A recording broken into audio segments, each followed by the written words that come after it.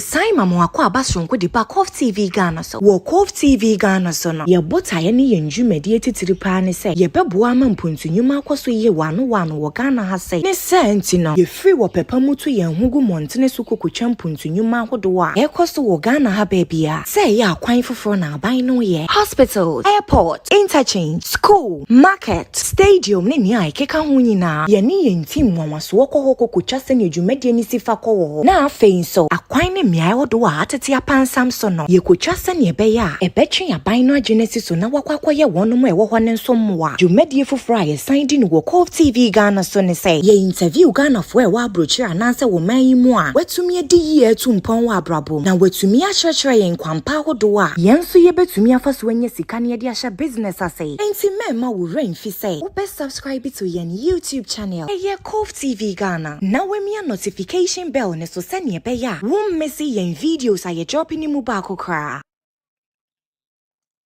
ya cho bibia mo bibia kwa ba adeba COVTVGHANA sika review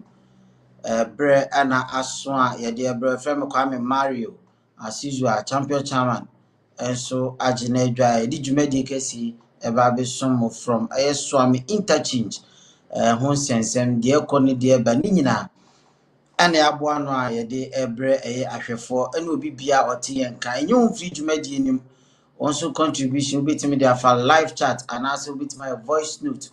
e dey aba dwumadi ni so obodin a na wano di same nyina no enso o dey ato so emane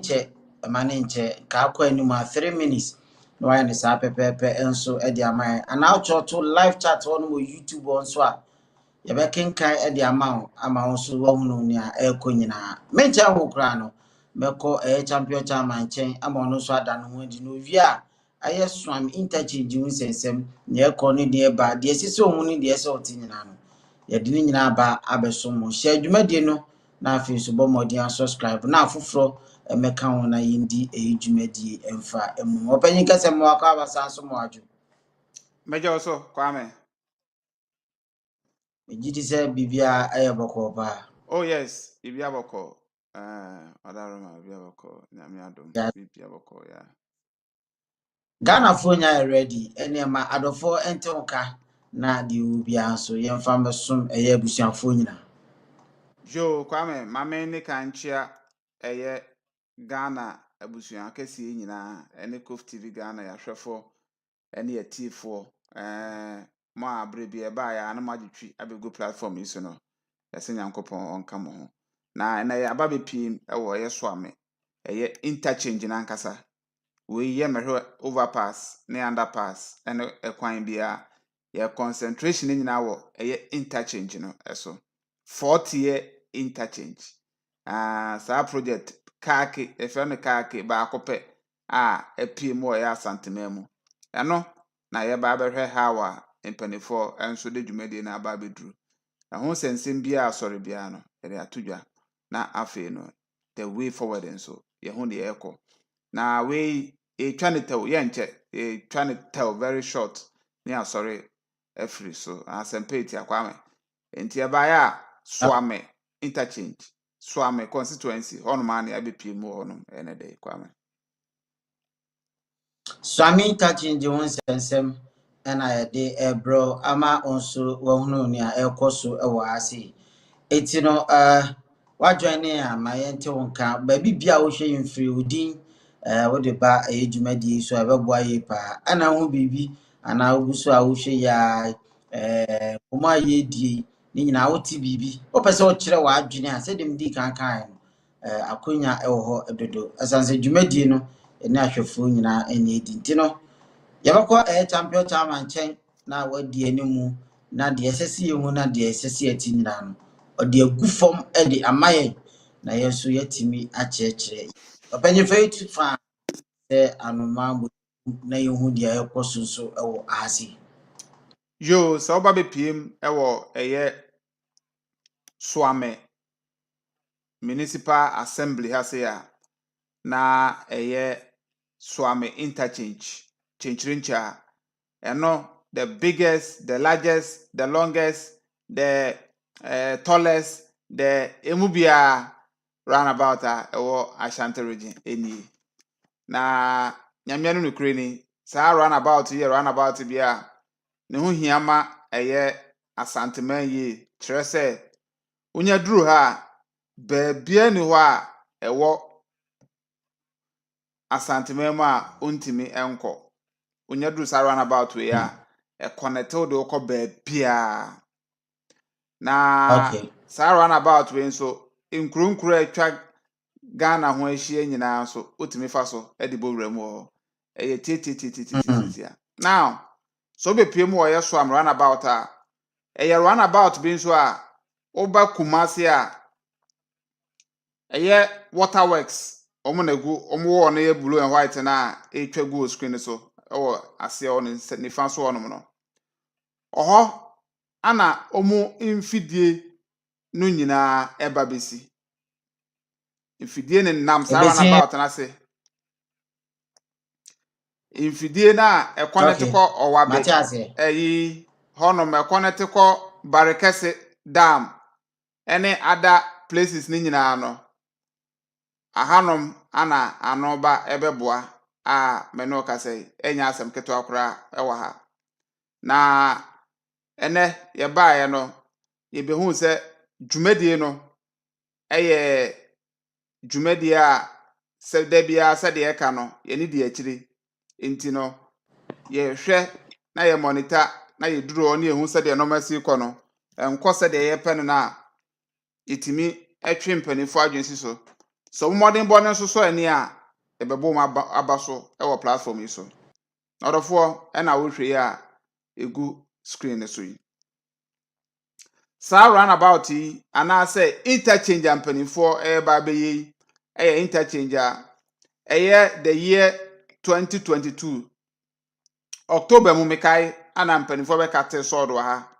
ne nyinaa gyina bi pampen adi pie kwan ne nyinaa to mu for all other ancillary roads ene project bia ɛbɛkɔ so because of ɛyɛ interchange nti no na ɛno ana ebi ahyehyɛ ase a opemu na nkasa nso omugu so a omoyɛ relocation ɛwɔ hɔ yɛdi kan aba ha na ebepie mu no omugu so ɛyɛ relocation exercise no eto hwɛ hɔ no ma obonso mo de ɛyɛ holes akɛse de nsuo ni bɛfam network ɛyɛ companies for no so telcos for no so omo nso de ɛwɔ hɔ nti ubeduru ase a cables bi a ɛyɛ MTN for Telecel for Tigo for Airtel Tigo kyɛso omo nyinaa ɛde bi na namase ha nti no ama network na ɛwɔ around na ayɛ affected omo a omo nya omo signal ni free ano ayɛ affected especially internet service na ohwɛ sɛdeɛ no man so esi kɔ so wɔ ha ɔdɔfo relocation no yɛbɛduadua mu no na nya asɛm ketwa contractor ɔyɛ adwuma wɔ ha yɛfrɛ no Rango Construction Limited ɛyɛ Ghana ni dia te sɛ Kofi Job die yɛ na Rango no ɔno ana ɛyɛ saa 4-tier interchange na 4-tier na ayɛ ka no ne nwia panyi ene Pokuase interchange timo amoni Pokuase interchange no se de sitie no saa pepepe ana we nso ebeye amehwe se menya Pokuase de ni bi de amamo a ehia me yi pa se de be ya obo no ma ye ka 40 ani ayi ha se de be ya entiase no be ye fine na yetimi akọ ani ma o sa akwa na so amehwe se menya Pokuase shows ni bia aha enti eye Pokuase interchange no eno no ye 4-tier na ye say 4-tier ha that level na okay me hwese metimi anya bia na nka me de akyere mo na mato aso anyway mama nkomanim eba me de beto so na yakoya nim e wo saa kwa ne so enti no saa Pokuase ede no ebi ana mpanimfo ede no magu fom wa ha yesi na aya na mpempi no da bia yeka ase eye eba ahanom project a na aye no ho bibia wo okay Pokuase de ne se nete Pokuase interchange no 40 ne se nete enti we similar ana eba be ye wo ha sei aha enti wo hwe a o ma kire ne yakwa wo shi ne efa ha ne efa aha kwa benya ne efa ho ene yi fe ne sei Accra ne nasefo nyina ewo ho no ma o mo kire enti no to aso saa 4 now way similar ana ye bi si wa say na obehu se mpanimfo de artistic designs bi ne no manoma bi nanam framoni ne enye ho asem na mba beka na emom dwumade no ma sha ase ofom wonom no ne aduru ene ho sensem na ye ba bedi ho nkomo ene anwumre ana se ene dey now ye be pie mu a no na ye nyina ye hwe ne mu se nka ba this time de o matimi relocate no ma na wie a make ye tutu ho no mo ye no ma because ho akwan a ye nyina no me no ka say dodo na o ma wie akwan a ye start say ye ha adwuma a ye be block kwan no adavert kwan ne ye diversion ye ni nyina no dodo na o ma ye wie na de mpanifo ede to ye nim ne say omugusu ye relocation no na o ma ye dodo na according to omo no o ma ye dodo na o ma ye be 70%. Na 70% no ana ne ka say da bia ba bia sa host akakaka blacks na da so gu honom da bia ba na gu honom enso mo se mo ye 70% na host na gu honom ye de ana o se ya ne enye no a enye the same thing ye ba be hu omu le bi wo ho na omu twi bi free a site won so e de bi ba ntinye ba ko na ebeto da bia na gu honom a ya ba gu honom no da bi omo ye na bi ho nso on betwe ni na be go nti no omo ye na de bi ba na mse ayo ana ye wo se etimi hu time omo de bi ba na ehu se car na de ba mpa because nkomo a opanyini ba ko nso etie na so ene se eye telcos for no network for no meka network companies MTN ne Telecel ne Etetigo ne sa omo no omo relocation na wo honom no so aye big deal pa waterworks for ne de omo de na omo ye ne serious omo awia ne sa na eye telcos for no omo na ebo delay taxes for no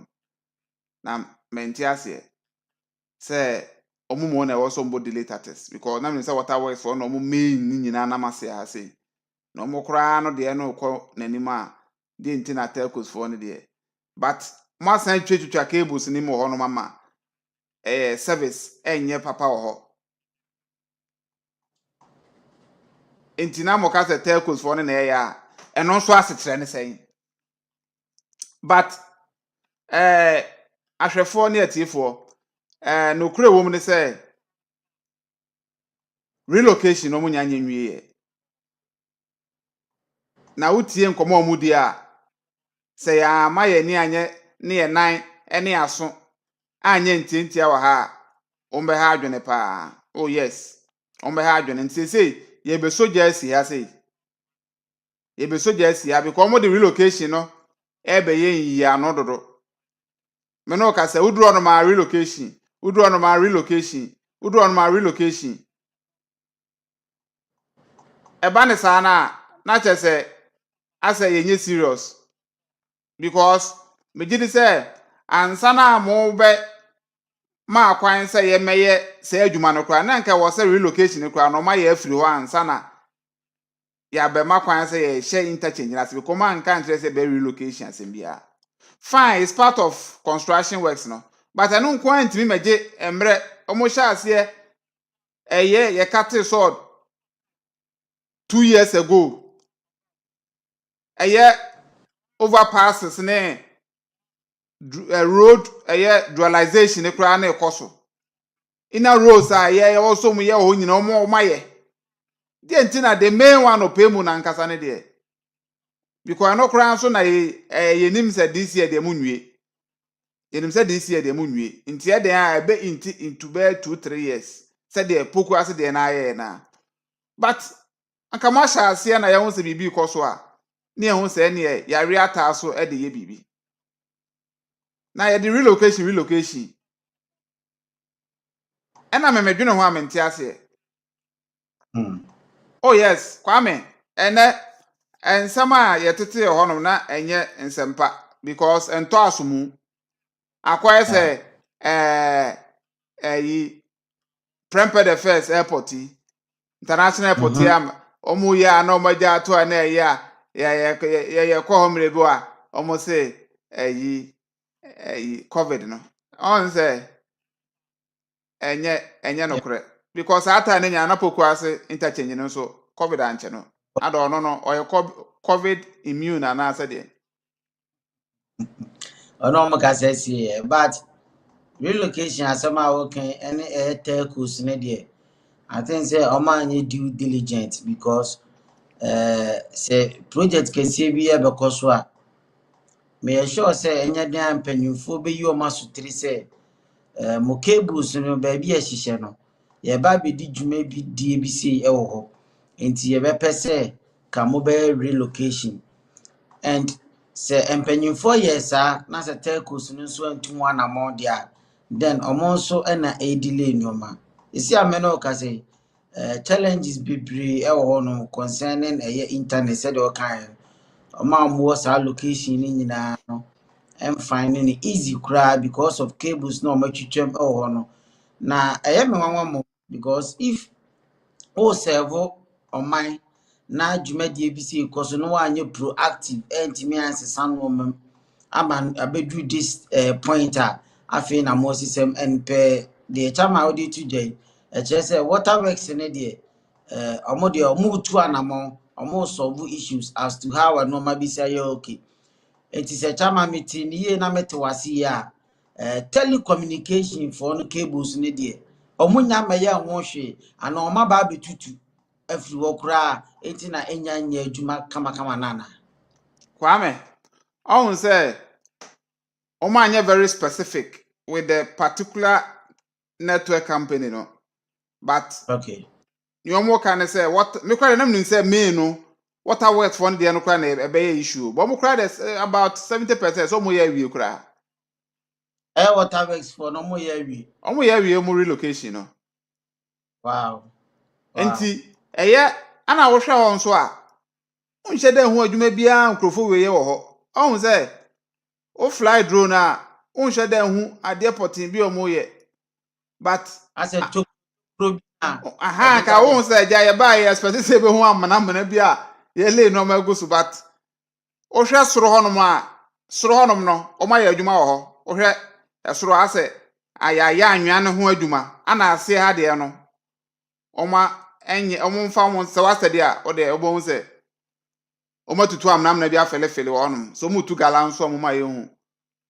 be hwe ma as a concrete bi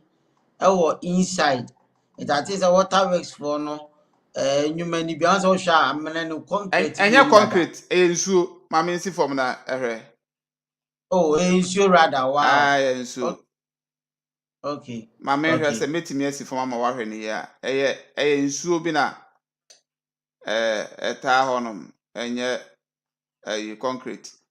na o entino sa eyino na ama na ye yi kakra but ye de yeso nkra nyom ne ombeka kire no untimi challenge omo aha untimi challenge omo but sabi ye common sense what the common sense to nsem omo ka no ho a utimi hu se ade yi eto asomu ana se mfem atin se we no kra video we ba from dabi we wo from kakra bon se yensuo enie yensuo yeah me hu afi no me hu ni pa aha yensuo na ta you ho not works for ni nyuma na bia na ye ana koso omo ye wo honom na ha ento hwa nice ubon se tama omayi ubon se water well for yi ni bi no mayi gu orada no ubon se enegu ye video na yensuo ni nchen honom na so mayi eye lines ni bi agu honom main one akese bi be for bi agu ho ento omayi yi bi afri form wo anoma di bia kona me no bi o ma diverting the afade but whichever way yo madwuma ba na ye ka ne say relocation no ma bi o so mu ye wo bia no say by this time ne de almost next month October 18th na 2 years near kate sword na tell say 2 years ye de relocation dia na project na mu kra many years na de be tama obi beka say ade na yenya abotre emfa ma rangofo no because ye hwe adwuma omaye wo eye post office ye hwe adwuma omaye wo macro o hwe adwuma omaye wo abusuakuru ajanhia se normal ekọ nanim kakra o enti so obi ka say o yenya abotre ma oma oni se nipa no be ya adwen. oh yes kwame nipa na obeka say nya abotre no oye entitled to the opinion ye ni problem bia na abotre no ye wa abotre na ye wa abotre bi wo no ma o ye hwe han na waka wano atum na wo hwe wo mu ana ye wa abotre bi wo no ma ye wa abotre bi nso wo no ma kakra bi na eja wabusem pacho na ekosai ni nyina ya abotre ni nyina ya abotre akwa se obi ye wa ade ama o ana se wo ka kwame wo ka ewo mazi na omo ye engine ho adwuma na adwuma bi a ka ne bedi days wo na watwi wani na won frɛ wo mo won cheke wo mo app bia eno ya abotre ne bia ana wo ma opanyi na adwuma na ekosem bibia bɔkɔ de okay mate na me check app eno so ya abotre ne bia o but wa ma na hu sɛ wani de akire Okay ntie wa abotre bia de oya adwuma no ehun se omokra me ye adwuma di ama omi ase nhye dan form nti ma me nso me relax mo yeah ana ye bi on so a ubisam manipa no hu se wanya abotre ma me de ba da bi o check app. yes enti yen abotre na nipa na ye ka no we bi na ye befa sa abotre we ye be ba bebusa da bia sɛ ekosai enye kasa na emom adekro nti a na abotre sɛ ye nyai nto ho ye nka ho asɛm bia na based on your experience kakra ye nya wo other project akese de say prempeh the first kwame prempeh the first no e ka kete nka nkrofo ya anye sɛ ye kan ya no tuma ankoma anye me na me ka kyerɛw ye kan ya no tuma ankoma anye because na platform bia ankoho media yi bia amfa ho obi an check your mo app eno ane se da honom ana ne nam mframam ya ye adura yen ana wo se ekọ toda ye kwa omo ntwema ye ntwa enso ye twa No kre so ate ase enti no se ye be ye hwe han se ye be twen ye be ye yi na eye a ye be wie na project yi o ma anye ana on be ye kra na ye bibie wo ho nti no ye beka ye bekoso aka by in a more professional way enya atemdidie munim se de si adwuma na enya atemdidie na emom yenya ba ho nkwa no mo ka mi bi kire yan a workers na asem maka na ye fa ye ni panyini bi a ye kobusa no ye ba nti na da bia mo hwese de si ye no ma na obu ana kobusa regional minister ana hun kobusa we ukobusa hwan oni hwe obeka akire na obeka akire wa ne se nya abotre ye nso asa abotre ne ye nya ana unim ye try ba akono o kwame aboa yen da bia meka sa asem we oti kuwait wo na to nsu oti kuwait wo no ma no mo tutu ajanan no gu nsuo nim eye oda river nim no ye de call KMA sanitation for no no ma omo ye ne se o be ba behwe na omo ne eye mama part ofori krom MP no akasa na eye a ombetu ana mo no ma ye yi akire ye sanya information se still no cars nda so beyi ade ne gu nsuo nim ye san akọ hono ma o se nya na mo ba ya ka jon se munya abotre no enti afi no na akoye se ye mo ye ha adwen ye ha no Why? Because ya mana konya akone na ase na ya ama ya ama obetima ba studio abeka kire say ya ha adwene because Ghana for nti na ye tu sa na mo nye wo a wote nti a nti no say ye ma ye ko oti ho no mka se yatuguma ya betena ha aka ye mbu sa ahwe because abotre ne sa abotre ne nya obese ye kan anotum ensi Ena se chama mhm anamoko mo a mama saje no ma se okọ ho a obema information bi ma de aba batudwa na sa information no di batudwa adofo betwan ya so na enfofele esa na ma be ye trofo because o ka se o wakọ opanyi asusu ansu ho na opanyi susu ansu se ebia ye ma mo 3 months o betime awie dwumadi in 6 months 1 year 2 years o betime de awie dwumadi no o de aba batudwa wo na se obi a omo nita ade ni kinly saa bre no so a onji bi so oba be referrals COVTV for enye mo na mo be kan se dwumadi de odi ani mo si 3 years ne de ye awie afi so 3 years ya so a dwumadi ne nko ba bia o say those questions it will be directed to us because any this information ni betu dwa eno ntina eya na ye pese ye ko no se ni esitie ye koduru o se ni esitie ne ye de bro information ye nyae e na ye de bro ntino obi afolo ya che bia be hu se ye ntan company fo ne na ase because of say o company for nenase a asem a ede na abeti but for it to be fulfilled no e be a problem e wo mo part ti chama no de e sa do 40 years no mo se de yesi edi ye njuma no na ye nkonko busa de ene nkensem o de nko ane ba be ka kire mo na sobo nso betimi abon opanyi nti on the on that note beto asepa to asoma me yes enti no ye baaye no eye Rango eye construction limited for no aha ye no mu mpanifo ni bi adi nkomo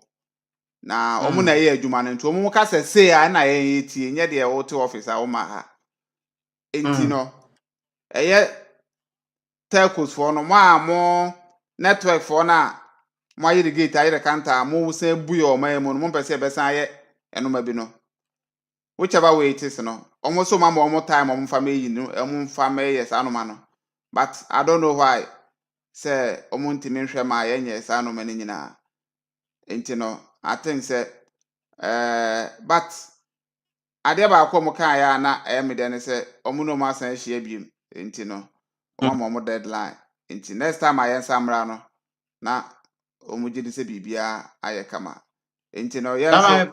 aha me no conversation na telcos for no side no e je say omo cables no rango phone for mon san kan na mo rango phone person on be relocation no mutimi ye omadwuma enti na said ye sitie na ye nya network ni ana say rango phone do mon san kan enti omo hwe se on ba be se fru akwa relocation na ko mamenti ase because chama nan say network ni enye kra ade se enkoso yi enti wono me ba cho mamenti ase yi ho kakra no ya kwame ohun say ne koba ne say na wosanka omohwe na omone rangofo no edinsa woso na omoye relocation no na rangofo no edikan ehyaase ema eye network eye companies ni bi cables ho ekokekan ye ema omotwe ho protest ma omo stop ye said be ya omberhe no man kasa na omaye sa relocation abra affect omo network no bebere because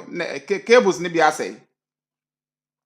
okay ana ne etie ne say omo di kan etwitwa bi mu because kwa me ade na ehye fom o nti machine esi honom na ohu ni sa no onye wura ase ho ana okọ nti omo twitwa bi mu nti omo twitwa bi mu no ana omo ma omo engineers esan ba fixe ye ana omo asan twitwam ana omo asan twitwam ama sa twitwam nenti misunderstanding and answer misinformation kwame eye se me no na eye brane anye ana ade meba oma nti no meso mpese me ye madwuma ana fom wo na enye om nko anoma na wo fom wo nsuo fo no de na mo ada even ECG fo okra no ma bi nanam ase wo no ma wo so mo nyina mo hwe no mo ye relocation no nti ni nyina no mo de omu ye nti wo hwe utility fo de de omu ni problem o na ya anom omo bu ye fa so okromu ano omu Nyasem gitwo. omu ayedo on se san go fo ndo omu beku yen yo omu boa yen so omu kum ye enyo ma na omu de se na me send ma ono enyo ma network so se na me send ma enyo ma Hey, shoka say yi. You. oh kwame omu fam free so ohun se ye ti kromu a ba te se data wo de ahwefo mu amu tie ye no se ebi ana woni Ghana ba oba Ghana hwe se u data sem sitie o toy ya ne Dubai. se ekọ And I stand so stable. asan so nye stable na hwe yen a 247 you see ha e use internet so e wo so hu se yen e ba o ma asem de a na ye kokko abapa you Yeah. to da Yeah. mo amhwe adwumade na bo se katekate na ye frizi na no ba ku ya mehwe me ya ma no me ba manu ma na kae manim hu na mso we obi hwe obeka se chama ho enkoyi enso me hwe me am nice guy pa Very nice. oh ana moto na mo disfigure ye mo gu anim asesa ye ka mo asa mo Yeah. nka ye me interchange nso ye befa so a moto na mo ye kokwa asa Oh, but Chama, Rango for no, Namian Nukuru, no, Omo Juma. Enti ye best a year, telcos, no, and as a telecommunication for you say, Omo Kamo, na Omombo so, na Jumedian intimi and Kowano, because a normal uncle ya, I bind any idea, but na bia twɛn na ɛkɔtwɛn ne nso yɛ other companies a ɔmo nso nnwuma ɛhyɛ na delay ɛyɛ project no because the last bi anaasɛ paper yɛbɛtena aka ne sɛ na nka ɛwɔ sɛ amom na changes na ɛba more but akɔyɛ post office macro and ɛyɛ abusuakuru a now yɛn nyinaa yɛn ho sɛ ɔmo de ɔmo ani akyerɛ ha a dwumadie no ahyɛ aseɛ ɛɛpɛke kakra also waterworks for the year suti no said the only two no omo relocation no they are almost finished that and no my beko one omo use and also omo service no entimi me complain it tell me communication for the yes omo so meya dia e ma yenti complain ado for me sra and they also am interchange with the main one who akasa na etwetwe nkomo free said the time e dia atudwa won so wati bi efa and normal air cost between the telecommunication and the Rango company no any air water base omunya akola no ana opanyin no enya adaje odi tudwa esanse dwumadie wi dwumadie bia eda nipa dodo na akoma so sempanyimfo betimi aye no wano e dia amaye ni ahwe ne fe said the normal ACT and so no me so say dwumadie na live for adwenkyerɛ fabra obetima atwa to live chat on champion time be sha kan ni nyina na so voice note ye bebo ni nyina enso e dia ma onyu hu fi dwumadi ni me wa join ya ma yente wonka onso ka bi onso kire wa adwen na betimi aboa ama normal atimi akọ nanim pa yes anu me COVTVGHANA ye transisi e normal kese pa e na ye deba e be sumo e ti champion time but o share environment o share said there ye the main interchange no eto nchen a said there akwan yie no mu enso ekọ no ahai omo bebie mu bi aka ho anase said there ni esi hu ekwan ne dada no ye beja ne sa o sha we de wadwenkyire mu yeah kwame aha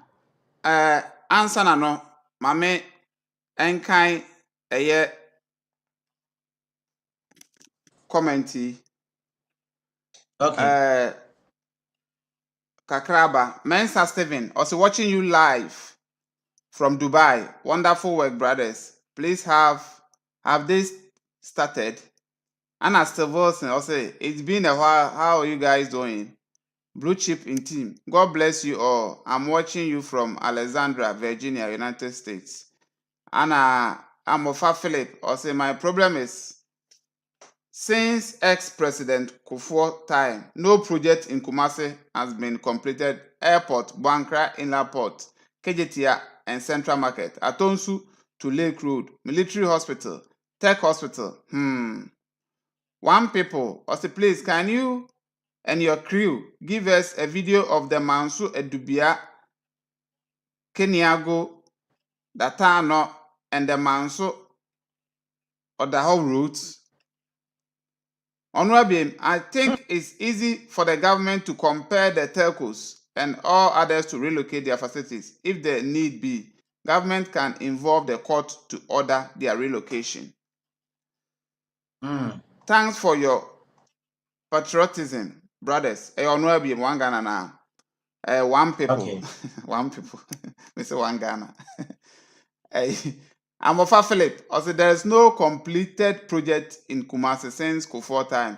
but many has been completed in Accra and other places. Why Ashanti region? Amofa Philip, you must say yes, we have network problem at Suame. I'm in Suame Market, store number no the ato both MTN and Vodafone.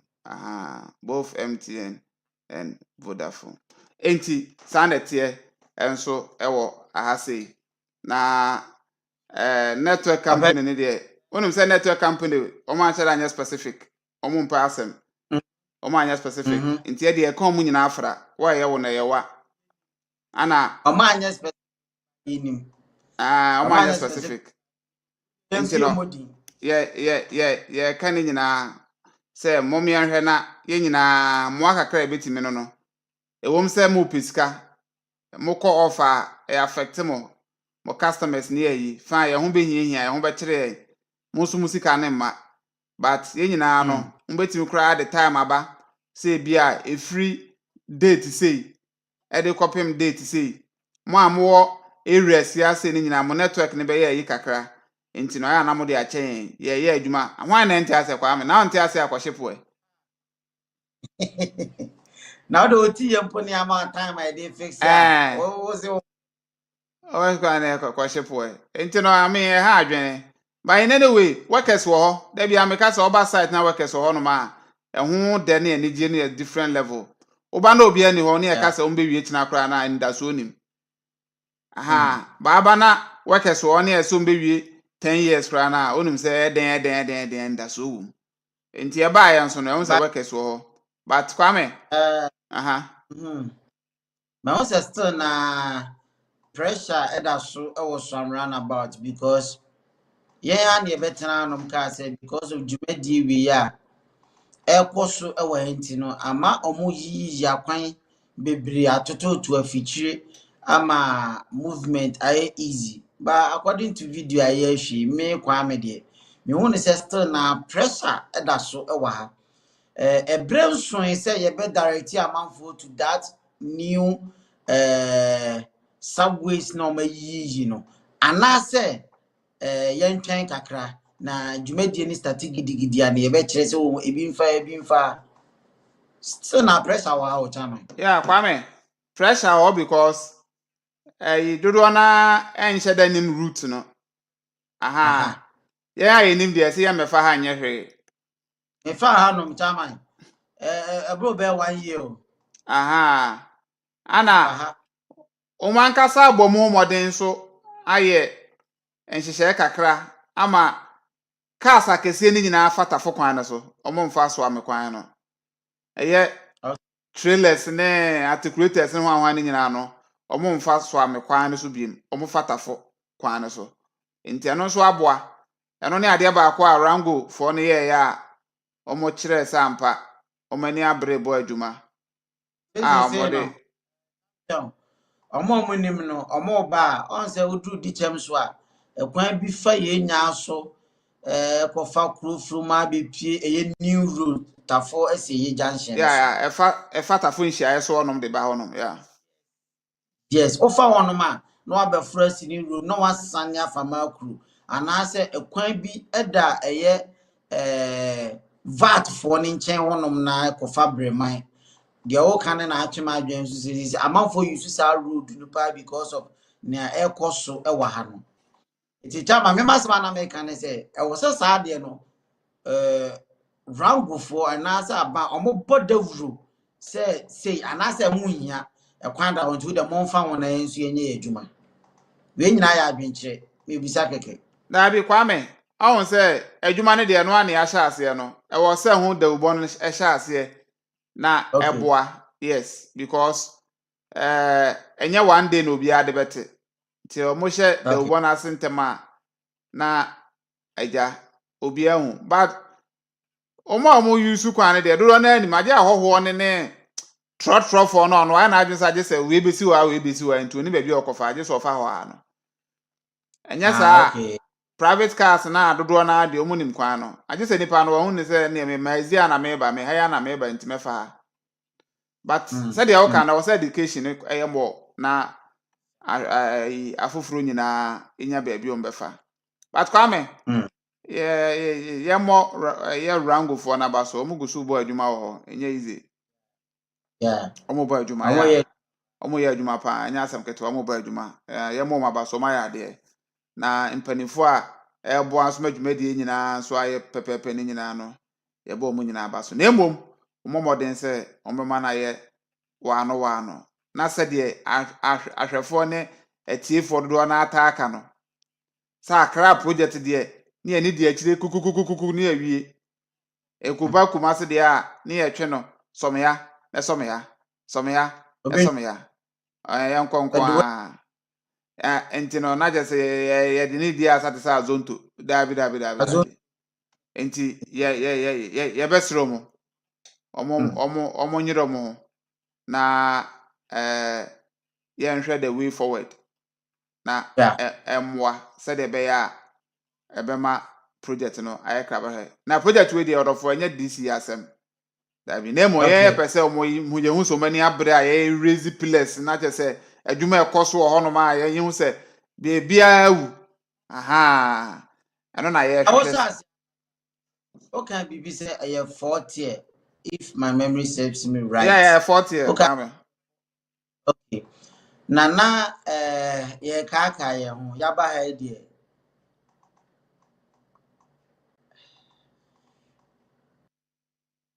yeah 40 said ye ka no enti se wo hwe screen so a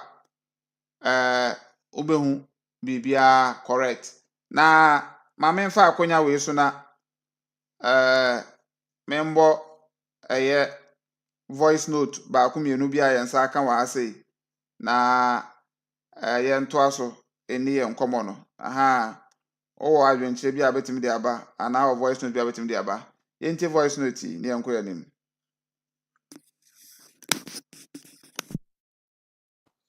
champion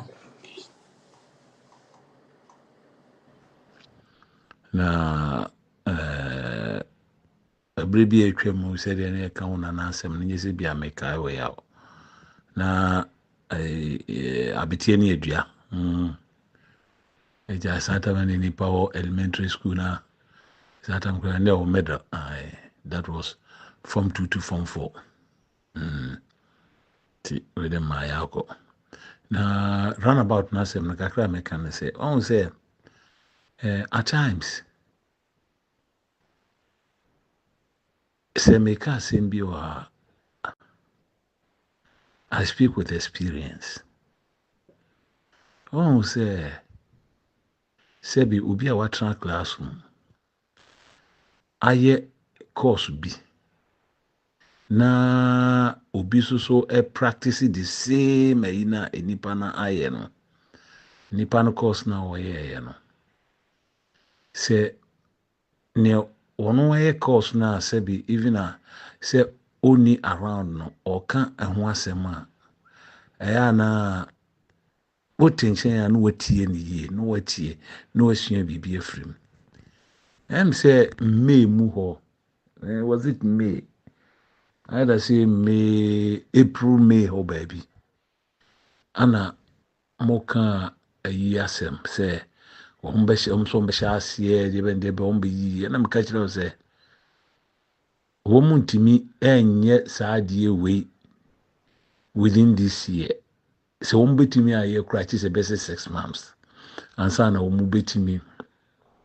relocate ayi bi a ɛwɔ hɔ biara because ɔn sɛ although wɔn de machines no mo ne ade na ɛyɛ adwuma but machine no nyɛ sɛ wɔde machine bi si hɔ a na wotutu o technically no ɛwɔ so many ayi a wɔbɛyɛ so ho because sɛ wohu baabi a cable biara ɛda baabi a pipe biara ɛda so ho na ansa na wobɛtumi a steady data yi no Kumasi so na me maame so na kan wɔ sɛ Kumasi yɛ Kofi Dagate plan Kofi Dagate plan wɔn mo plan yie ɛwɔ ho because me kai sɛ during those days na le mesbao ɛbaa no mu yi aboabo kwan no mu ne deɛ kaka ho and that was 80s no mu baabi na wɔn no the grader no esi fam so mu edwi ɛkwan a etimi fa bɛsɛ amanfoɔ pipelines so amanfoɔ pipelines bɛsɛ bɛ 10 na grader na aka abom na apagya na nsuo yi bubu fa so ne ade efiri ɔno na maame ka data yi de sɛ Kumasi Kofi Dagate plan so mesa to so ɛno nti no meka sɛ wɔn ntumi ɛnyɛ data yi no sɛnea wɔn no ɛka no ka no deɛ wɔn bɛka no dɛdɛɛdɛ kwa o yɛbɛka no dɛdɛɛdɛ because hwɛ sɛ adeɛ a wɔn bɛka te sword no koraa no di almost 2 years ansa na wɔn ba bɛstarte na wɔn no ɛreba bɛ relocate nneɛma a ɛwɔ ayi mu hɔ nom a mekae sɛ meka yɛ sɛ ade no ebeduru October koraa no mu no ɛm sɛ November December no mu no na ɔmo nwie obi sɛ o pipe a yɛ change deɛ sɛ mfidie deɛ broni no mu ne ade okay broni yɛnyɛ adwuma saa wote aseɛ because ɔno no wantumi a relocate nneɛma no yie a na biribi so sɛe a ɔno na ɔyɛ responsible for that so although sɛ ayifoɔ no water and sewage for no ne telecom for no mo ne ade no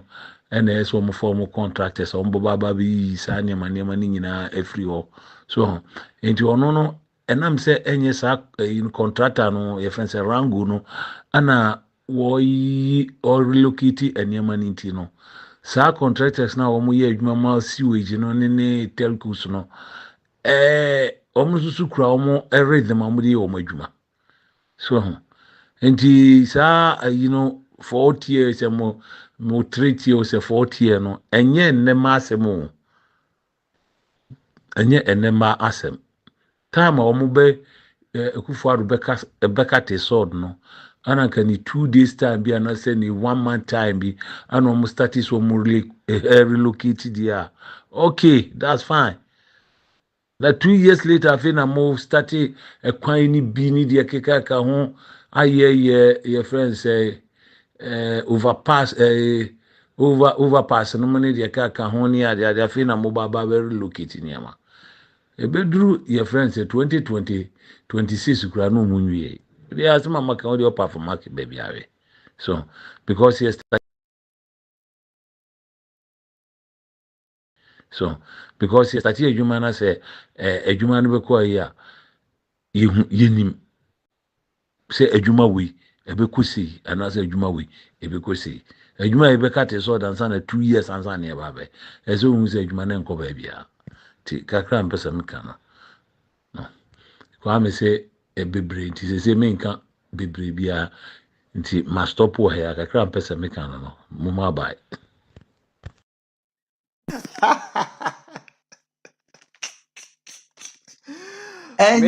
Meda masi bebree.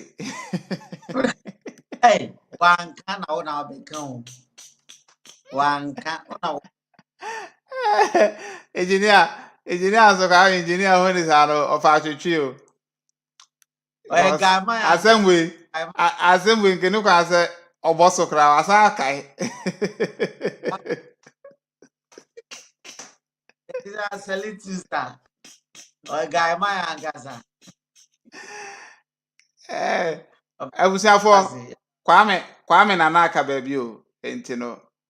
eno enti Oh na yeah. ye nyina ya black sa no yenya yi chinchirichi aha na emrepem no ye de ho details betudwa na eja ohwe Kwame anima Champion. Eda masi bebre eti mrepem no but yema Kwame yakọ enyina enkafra bia be kama hyeden wate hyeden na interchange no omumpo ye beba ha ne ombenya adwa Oh yes. ombenya adwa Oze taba ya de basi nso a ema adofo so enya ahotoso ema omo ni a ekoso nyina ene because of this channel ntino futuro bebra na first yutugu enenzizi anti se biem stay with COVTVGHANA aha ye the coverage ne ebebrew ama nso enya ho ntiase so aha ntino de madwuma de wi esronko ne se ye me ne huja nya honko inya adaaje ma wo hwe ene se woni Ghana mpo woni Ashanti regional na so bi kan Suame Interchange with our channel we no you get to know and I'll bit my send the link no e dey amani pa ne say asema wo kan oboa ewi eye ne ya video sisi a be pii ma say ya na wote na ama wo so enya ahotoso say no me ko ne engineer say 2026 kra na e ade say ye nya nwiye 2026 hey chama na say Kwame ye platform ya abusuafo yi nyina ya somu a ye de bo ama oman Ghana ye nkoso no se ye kokofa information ba ne betena ha enye de wo peti ne ye beka kire wo Debbie de be yo de se wo ye wa adwen se ne wo peti ne beka kire de ona ebenya problem ye ka no kore na kire no kore na bi wa ya enso ye nkrokro no se de be ya se ye betena aka nsem bebre Kwame ombetwa abon ye mbe ya ebekọ na abeto ye na aso bekọ bon so mu na ma e kire no e chama mo kan yo sa enso no abetena ha se no atwa abon ye abetena no atwa abon ye enti no ye de ye kwa se de esidi ye nkomo ne fa ne enti no kore na ye beka akire aha no kore na ye beka akire anza ade no obu onu ma Kwame ade no okoje ade ono hwa oma wo enso onka nkyerɛ ode ode mefrɛ ode kobra ode bo times ya frɛ odo saa oma ade no ono anim tino so amafo waka kyerɛ ne ho nipa bia onim sɛ we memfi ne kura odwen sɛ magimi memfi ne kura to unya nipa na waka kyerɛ sɛ we omfi o ntino dog ya waboa wa save wo energy ne wo time bebre ntino ano ane sɛ pa na akwa nu ye ba asa na ebe yo ye be save wo ye be kana obusu osu wi asa okọ wadim wo de wani beto so na badwendwen ho na be ye a emfa ohun sa project ye eda ho ya moyi eye mo na eda ho nom no asante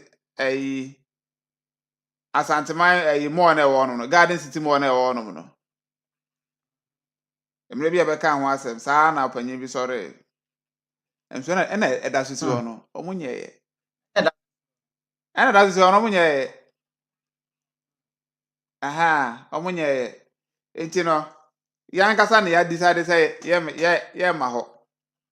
enso say ba so am run about ho na eno anse na anwe na sisi ho no enti bo nse nipa rafi